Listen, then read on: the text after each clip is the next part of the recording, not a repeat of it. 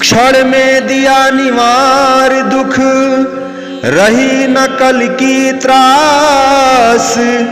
कलह कल्पना अरु आपदा, भई जीव की नास। बोलो जयकारा बोल मेरे श्री गुरु महाराज की जय। बोलिए साचे दरबार की जय। श्री आनंदपुरवासी भगवान की जय। श्री नगली निवासी भगवान की जय। समस्त भगत जी को जय सच्चिदानंद जी। भगत जी इस चैनल को सब्सक्राइब कीजिए, वीडियो को भी लाइक कीजिए और वीडियो को ज्यादा से ज्यादा गुरुमुखों के पास शेयर कीजिए, ताकि यह भक्ति में सत्संग समस्त गुरुमुख जन तक पहुंच सके और आप भी पुण्य के भागी बन सकें। जय सच्चिदानंद भगत जी। कुदरत का कानून और उसूल है कि मनुष्य के दिल में जिस प्रकार की ख्वाहिश हर समय काम करती है, वह अंदर ही अंदर ताकत पकड़ती रहती है, चाहे जाहिर में मालूम ना हो।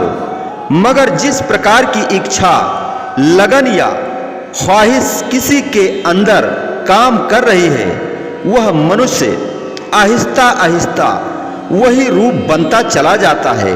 संसारी जीव क्यों दुखी हैं? इसीलिए कि उन्होंने अपनी मायावी ख्वाहिशों के द्वारा दुखों का बेअंदाजा ढेरवा अपने अंदर जमा कर रखा है। यह नहीं समझना चाहिए कि एक दिन की किसी ख्वाहिश से या एक दिन के मलिन और बुरे संस्कार से जीव दुखी हुआ है या मौजूदा दुख की अवस्था को पहुंचा है, बल्कि यह कि काफी वक्त और अरसा से जो मलिन संस्कार अंदर में जमा होते रहे हैं, वही आज जीव को दुखी बनाए हुए हैं।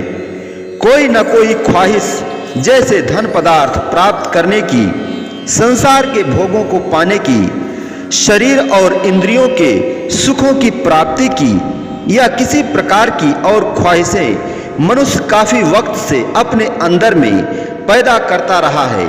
यदि इनकी प्राप्ति भी हो जाए तो भी इसका फल दुख है, तथा अप्राप्ति में भी दुख मिलता है, जिनका नतीजा यह है कि वह आज दुखी और अशांत है।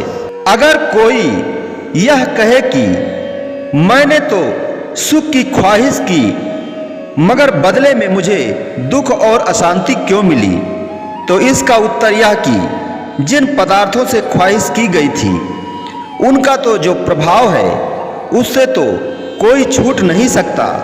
जो कुछ तुम्हें मिला है, तुम्हारी अपनी ख्वाहिश और तुम्हारी अपनी इच्छाओं के मुताबिक ही मिला है। इन मायावी ख्वाहिशों का प्रभाव ही दुख, बंधन और नीच योनियां हैं। कुदरत का कानून ही यही है कि इससे ज्यादा या कम होना मुश्किल नहीं।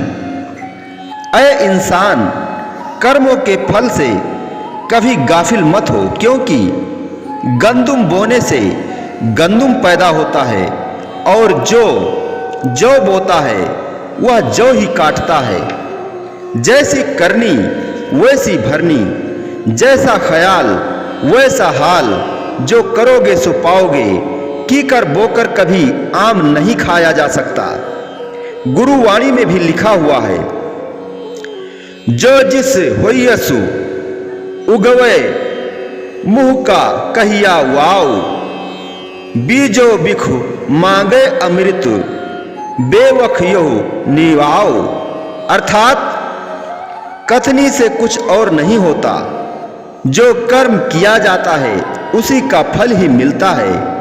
विष का बीज बोकर यदि कोई अमृत की चाहना करे तो क्या वह उसे मिलेगा? नहीं मिलेगा। एक मामूली सा बीज भी वक्त पर जरूरी फल लाता है, क्योंकि उसमें फल देने की ताकत गुप्त रूप से मौजूद है। बिना बीज बोए कोई भी फल हासिल नहीं होता। ना ही कभी यह होता है कि बीज बोया जाए कोई और वह फल मिल जाए। यह जो दुख अशांति, कल्पना और नीच योनियों के बंधन तुम्हारे पल्ले पड़ गए हैं। यह सब तुम्हारे अपने ही मांगे हुए हैं। जीव खुद ही इन चीजों को इकट्ठा करके अब परेशान होता और रोता है।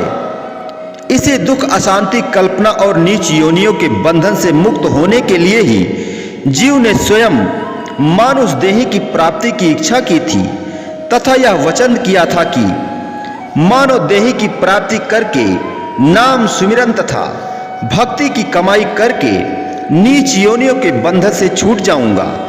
चाहे इसे अब यह वचन, यह वायदा याद हो या न हो, इस संसार में आकर माया के छलावे में यह सब कुछ भूल जाता है, परंतु इसी वायदा को याद दिलाने के लिए ही समय समय पर संत सत्पुरुषों का अवतरण होता है। संत सद्गुरु ही इस भेद को जानते हैं कि यह जीव क्यों दुखी, और वे अपने सत्संग द्वारा उसे दुखों से छुटकारा हासिल कराने के लिए ही उपाय बताते हैं। विचार इस बात का करना है कि जिन पदार्थों की चाह में मुब्तिला होकर जीव ने दुखों को इकट्ठा किया है, दुखों की पूंजी इकट्ठी की, वे पदार्थ तो एक न एक दिन हाथों से निकल ही जाएंगे, परंतु उनके प्रभाव और संस्कार तो जीव के साथ मौजूद रहेंगे और ये जन्मों तक साथ नहीं छोड़ेंगे। पहले भी अनेकों जन्मों में जीव ने यही धोखा खाया है कि मायावी पदार्थों की ख्वाहिशों से अपने अंदर में मलिन संस्कार जमा कर लिए हैं और नतीजा के तौर पर आज उसकी दुख भरी अवस्था है। भला यह कहाँ की अक्लमंदी है कि जीव खुद अपने लिए दुख का सामान खरीदता फिरे तथा काल माया के बंधन में फंसने का इंतजाम करे और खुद बखुद ही काल और माया की गुलामी को कबूल करता फिरे और अपने दुश्मनों के साथ मेल मिलाप और गठजोड़ बनाए रखे।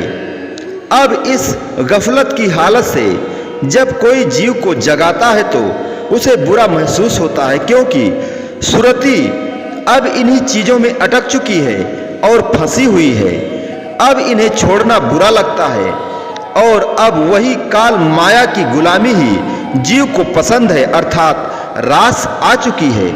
परंतु संत सत्पुरुष नहीं चाहते कि यह जीव माया का गुलाम बना रहे और वे इस गुलामी से छुटकारा और आजाद कराना चाहते हैं। भूला जीव समझता है कि मायावी पदार्थों को हासिल करके मैं उनका मालिक हो गया हूं, किंतु यह सख्त गलत फहमी है। उल्टा जीव तो खुद उन मायावी पदार्थों का गुलाम बन गया है और उनके कब्जे में आ चुका है, फिर भी गलती से अपने आप को माया का मालिक समझता है। यही धोखा, गलती और गुमराही है।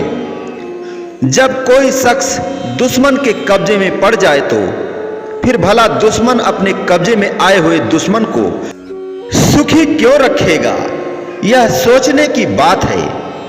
अब जीव की यह हालत है कि इस गुलामी और बंधन से छुटकारा या मोक्ष हासिल करने का तो ख्याल ही पैदा नहीं करता, उल्टे मायावी गुलामी का जुआ अपने कंधे पर मजबूती से जमाए रखने की ख्वाहिश अंदर में मौजूद रहती है। अब इसे चाहिए कि काल और माया की गुलामी से आजाद होने के लिए संत सद्गुरु की आज्ञा अनुसार सेवा करे। अपने आप तो यह जीव काल और माया की गुलामी से आजाद होने से रहा अर्थात नहीं हो सकता। यह तो केवल संत सद्गुरु ही हैं जो जीव को इन जबरदस्त बंधनों से छुड़ाते हैं।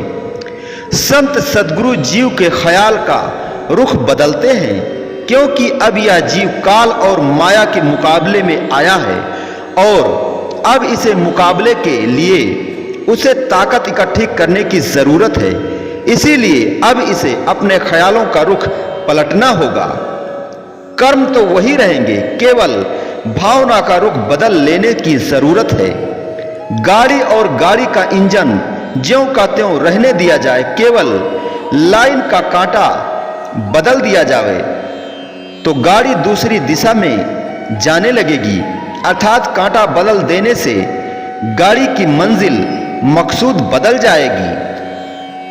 इसी प्रकार जीव के ख्याल का, भावना का रुख बदल जाने से जिंदगी का मकसद और ध्येय भी बदल जाएगा। तुम सतचित आनंद स्वरूप परम शक्तिमान और निर्मल चैतन्य आत्मा या रूह हो। तुम शरीर या जिस्म नहीं हो। शरीर तो केवल तुम्हारे बैठने के लिए एक आरजी मकान या सफर करने के लिए गाड़ी के एक छकड़े की सूरत में तुम्हें मिला है। इस छकड़े या गाड़ी का रुख पहले दुश्मन की तरफ है, अर्थात यह काल और माया की तरफ जा रही है। यह गाड़ी जो पहले 84 लाख योनियों और नरकों की ओर दौड़ती जा रही है, अब इसका रुख बदलकर संत सद्गुरु की तरफ कर दो। इसका कांटा काल और माया के देश की बजाय कुल मालिक के धाम को मंजिल मकसूद बनाकर उसी दिशा में जाने वाली लाइन के लिए बदल डालो। यह कांटा केवल संत सद्गुरु ही बदल सकते हैं और बदलते भी हैं। सद्गुरु की भक्ति, उनकी आज्ञा पालन और उनकी सेवा, यह सब कुल मालिक से मिलाने वाले साधन हैं। और मायावी पदार्थों का प्रेम काल और माया से मिलाता है। अब यह जीव की अपनी मर्जी है कि दोनों में से जिसकी मोहब्बत और प्रेम को चुन ले। जानबूझकर भी अगर कोई गलती या गुमराही की तरफ जाए तो उसे क्या कहा जाए। संत सतगुरु तो असलियत को जतला देते हैं। असलियत को समझकर भी अगर कोई ना समझे तो उसकी मिसाल ऐसी है कि जैसे कोई इंसान हाथों में दीपक लेकर कुएं में जा गिरे। मन जानत सब बात, जानत ही अवगुण करे, काहे को कुशलात, हाथ दीपक कुएं परे। अर्थात जीव का मन भली बुरी सब बात जानता है, किंतु जानबूझकर भी अवगुण या बुराई की तरफ लपकता है। भला जिस मनुष्य ने हाथों में दीपक लिया हुआ हो, वह भी यदि कुएं में जा गिरे तो उसकी कुशल किस तरह से हो सकती है। अब करना यह है कि जिस प्रकार धीरे धीरे माया और मलिनता की ताकत मनमति द्वारा अंदर जमा की गई है, उसी प्रकार ही धीरे धीरे सद्गुरु की आज्ञा से भक्ति, प्रेम, सेवा, ध्यान, पूजा और उपासना इत्यादि के द्वारा सद्गुरु से मिलकर रूहानी ताकत को हासिल करे। संत सद्गुरु शरण में आए हुए जीव के अंदर भक्ति और प्रेम का बीज डाल देते हैं। इसका आज्ञा अनुसार सेवन करो और इसकी ताकत को बढ़ाओ। ज्यों ज्यों सत्संग, सद्गुरु सेवा और आज्ञा पालन इत्यादि के साधनों में मन लगता है, त्यों तो ही उसके अंदर में भक्ति का बीज फलने लगता है तथा रूहानी ताकत पैदा होती जाती है। यह भी याद रहे कि भक्ति के मार्ग में रुकावटें भी बहुत आया करती हैं और इन रुकावटों के कारण यदि कहीं पांव फिसल भी जाए तो रुकना नहीं चाहिए। गिरते पड़ते हुए चलते रहने से यह जीव एक न एक दिन जरूर अपनी मंजिल पर जा पहुंचेगा। अतएव सद्गुरु की सेवा, सद्गुरु भक्ति, सद्गुरु प्रेम, आज्ञा पालन और दृढ़ विश्वास के द्वारा अपने अंदर में सच्ची रूहानी ताकत को पैदा करके मानुष जीवन का सच्चा लाभ प्राप्त कीजिए। बोलो जयकारा बोल मेरे श्री गुरु महाराज की जय। बोलिए साचे दरबार की जय। श्री आनंदपुरवासी भगवान की जय। श्री नगली निवासी भगवान की जय। समस्त भगत जी को जय सच्चिदानंद जी।